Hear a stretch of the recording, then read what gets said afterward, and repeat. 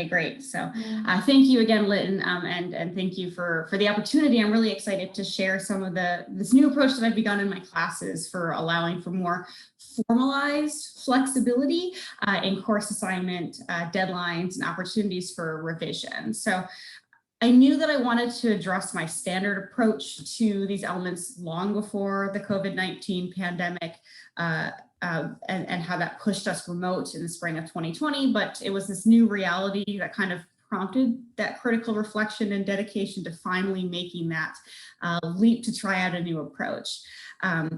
And so overall, so I'm going to introduce what I call my professional development booster token system. And overall, I found that to be quite successful. I view it as a more equity-minded approach to extension and revision requests. It's something that I plan to keep when we move back to more traditional learning formats, and something that I'm going to keep tweaking and excited to have conversations about how I can further improve what I think is already pretty successful, at least first attempt. So a brief kind of background on some of those catalysts that inspired me to make these changes in my standard model of approaching student requests for revisions and extensions. So first, very quickly, some of my standard approaches are probably different than others. So for clarity's sake, I pride myself on being student-centered, and so I felt pretty good about how I set up a lot of my courses for allowing for some room for life circumstances to get in the way, including things like allowing students to drop their lowest 1 or 2 scores on certain assignments, averaging their highest 2 exam scores to replace their lowest exam. And I allowed for late work to come in, but with penalties for lateness. Despite feeling like I was doing an okay job at allowing for student circumstances to kind of get in the way of the expectations in academia, I still felt some discomfort in how I was handling, or how I needed to handle situations in which a student simply needed more time to get something done because of health or personal issues. And it didn't sit right with me that as a result, some students turned in high quality work but received lower grades due only to their lateness, while some students turned in low quality work, but received higher grades than those late assignments simply due to timeliness. And these first 2 elements here, the transition to remote learning, where we became very clear very early on this need for greater flexibility for our students, coupled with my own concerns with how to manage student requests in a fair and equitable way. Those were the kind of the equity related concerns that prompted this token system. And then I'm going to talk about how I coupled that with a way to kind of model and encourage more professionalism among our students.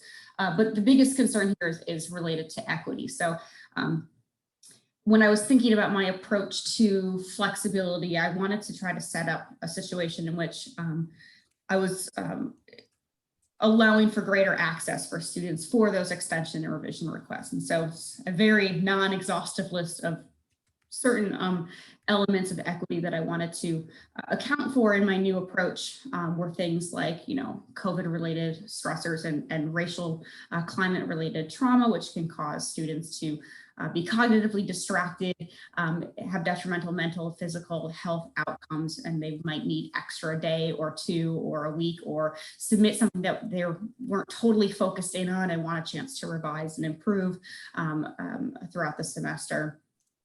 Being conscious of the fact that students, now that we're remote, may find themselves in situations in which they don't have easy access to internet or computers, and as a result may find it harder to dedicate time to their schoolwork, coupled with the fact that they may be living in student unfriendly spaces, dealing with siblings or parents who don't understand what it's like to be a student. And also considering the kind of the more formalized structure for accommodations or extensions being, you have to give me some sort of documentation. Prove to me that you were in the hospital, prove to me that your grandfather passed away, and recognizing the privilege within that necessitates that student has access to medical care and can take the time to go get a doctor's note, and feeling discomfort with that. And then also just kind of the general barriers that students may face in simply reaching out to me. I find myself, and I pride myself on being approachable, but that doesn't necessarily mean that I am approachable for all students in all situations. I don't want students to have to feel like they have to divulge their personal issues to me in order to receive an extension or an accommodation. And students may not even realize that that's an option. Oftentimes students say, I just thought that I got a 0 and that was it. And so trying to model and formalize normalize the need for flexibility and extensions. And so within that also was this kind of personal passion for modeling greater student professional behavior,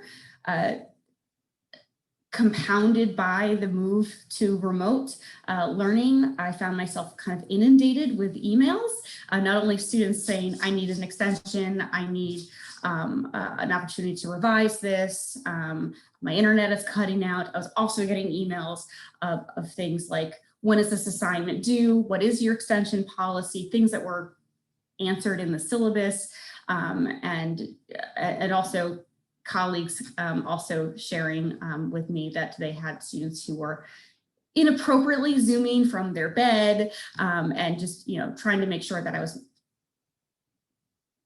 modeling proper professional behavior. And so this token opportunity felt like a good opportunity to kind of take care of equity concerns and also do so in kind of a professional development context.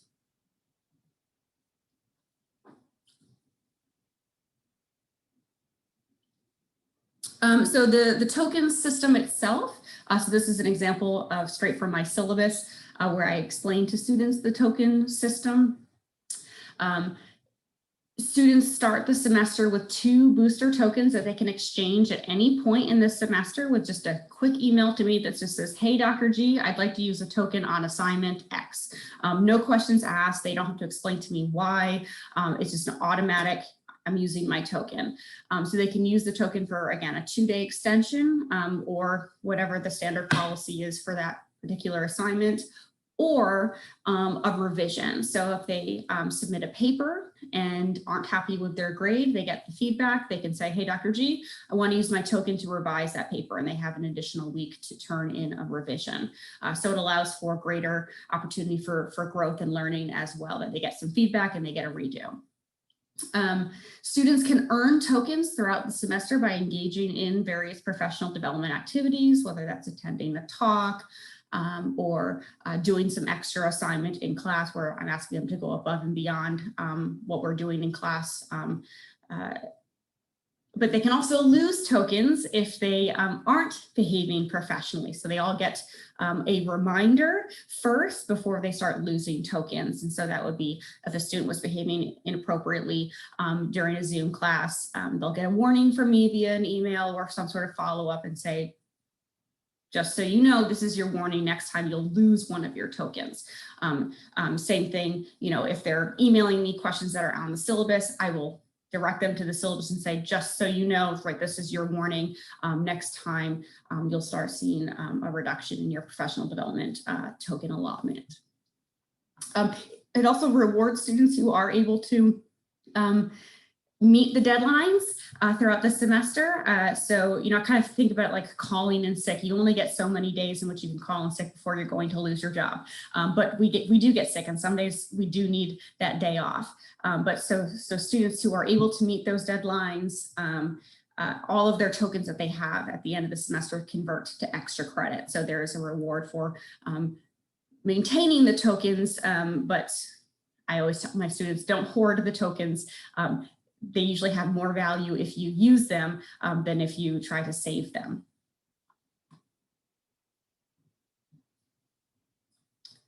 So in general, students are seemingly very appreciative of the token system. I still have the built-in flexibility in terms of like general drops or assignments, but everybody starts with kind of 2 tokens, kind of destigmatizes the process of having to ask for an extension, kind of acknowledging like you're all going to need this at some point and it's okay to use these tokens. And so students have communicated to me in various channels that they appreciate that flexibility and added support. The token system also provides greater clarity, I think, in terms of expectations for extensions and revision accommodations, kind of building it into the structure of the syllabus in the class. This is actually allowing me to give students more opportunities for revisions on things like papers than I had in my standard approach, because I didn't want everybody to always revise every single paper when I have large classes. But this way a student can say, I'm not sure if I'm doing this right. I'm going to submit it and get some feedback, and I have a chance to improve and reflect. Definitely still some things that I need to fix or tweak along the way.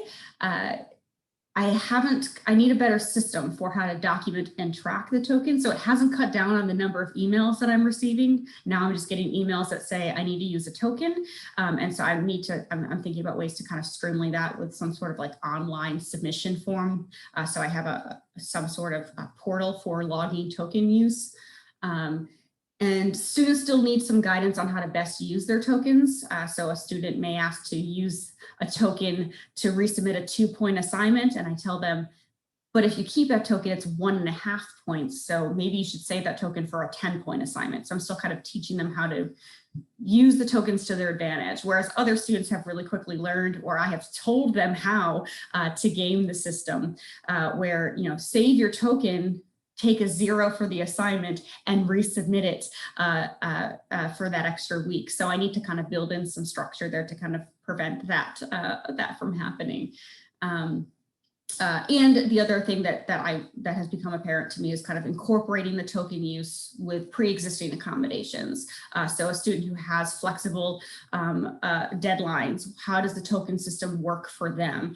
The new system with the accommodations office with coming up with contracts has been really helpful there. So we have that conversation at the beginning of the semester and say, your accommodations give you, 3 extra days on this assignment, but then you can still use the token and therefore you get 5 days of an extension on the assignment. So in general, like I said, this is something that I have found to be really helpful for me, and the students seem to really appreciate it, and something that I will keep doing even when we are back in person in the fall. And so I'm really excited to chat with you all more about what's working, what's not working, and ways that I can keep improving this. But I am thankful for the opportunity to get to share this with you all. So thank you.